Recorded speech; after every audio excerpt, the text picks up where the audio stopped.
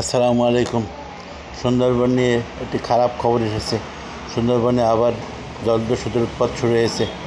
গত কয়েক বছর যাবৎ সেনাবাহিনী, কোস্টগার্ড, পুলিশ এবং বিভিন্ন র্যাবের অভিযানের মাধ্যমে সুন্দরবনের দস্যুতা এক প্রকার দমে এসেছিল। সাংবাদিক মহসিনুল হাকিমের রিপোর্টের ভিত্তিতে এবং সুন্দরবন জলদস্যুদের আত্মসমর্পণ পরবর্তীকালে অনেক পরিস্থিতি উন্নত হয়েছিল, কিন্তু গত এক বছর যাবৎ দেখা যাচ্ছে যে পরিস্থিতি আগের মতো খারাপ হয়ে গেছে। 7টি বাহিনী সুন্দরবনের বিভিন্ন এলাকায় জলদস্যুতা শুরু করেছে, চাঁদা আদায় শুরু করছে বাওয়ালি এবং জেলেদের কাছ থেকে। কোটি কোটি টাকা চাঁদা আদায়ের ফলে বাওয়ালি এবং জেলেরা সরকারি যে রাজস্ব দিত সে রাজস্বে ভাটা পড়েছে, তাদের ব্যবসা বাণিজ্য ক্ষতিগ্রস্ত হয়ে যাচ্ছে। জেলেরা নদীতে নামতেছে কম, বাওয়ালিরা আসতেছে কম, ফলে সুন্দরবনের যে ইকোট্যুরিজম এবং সুন্দরবনের যে ইকোনমিক সিস্টেম সেই ব্যবস্থার উপরে আঘাত এনেছে, পর্যটনে আঘাত এনেছে, ব্যবসা বাণিজ্য আঘাত এসেছে।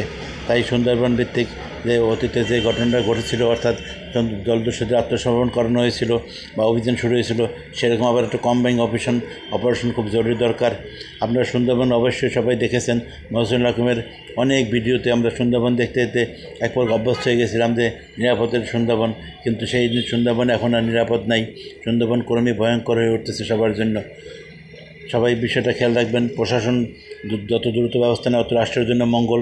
আমার চ্যানেলটি ভালো হলে সাবস্ক্রাইব করার জন্য সবার প্রতি অনুরোধ রইল। আসসালামু আলাইকুম। সবাই ভালো থাকুন, সুস্থ থাকুন।